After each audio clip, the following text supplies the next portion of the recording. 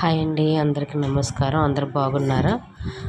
ఇవాళ మా Joshi water మిలన్‌తో ice చేస్తాను మమ్మీ, నువ్వు వీడియో తీయి అని చెప్పేసి అన్నీ రెడీ చేసుకొని పెట్టుకుందండి. ముందలగానే సబ్జా గింజలు నానబెట్టి అన్నీ రెడీగా పెట్టుకుంది. వాటర్ మిలన్ కట్ చేసి అలా ఒక గ్లాస్లో పాలు, దాంట్లో కొద్దిగా వాటర్ తీసుకొని ఒక బౌల్లో పోసిందండి. నానబెట్టిన సబ్జా గింజలు కూడా ఆ బౌల్లో వేసింది. వాటిని మిక్స్ చేసింది.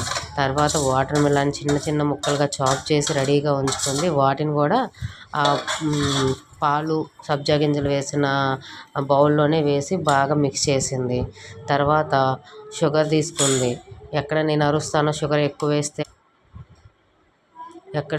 వేస్తే నేను అరుస్తాను అని చెప్పేసి కొద్దిగా షుగర్ వేసి తిప్పింది.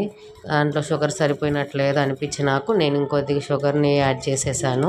అలా బాగా మిక్స్ చేసి వాటిని ఒక చిన్న చిన్న గ్లాసెస్లో వేసిందండి. వేసి వాటిని ఓవర్ నైట్ ఫ్రిడ్జ్లో పెట్టింది. ఫ్రిడ్జ్లో పెడితే ఐస్ లాగా రెడీ అయ్యిందండి. నెక్స్ట్ డే దాన్ని తీసి ఇద్దరు అక్క చెల్లెలు ఇద్దరు హ్యాపీగా ఎంజాయ్ చేశారు. బాగుంది. నేను టేస్ట్ చేశానండి, సూపర్గా ఉంది ఐస్. ఎలా చేసిందో మీరు చూడండి.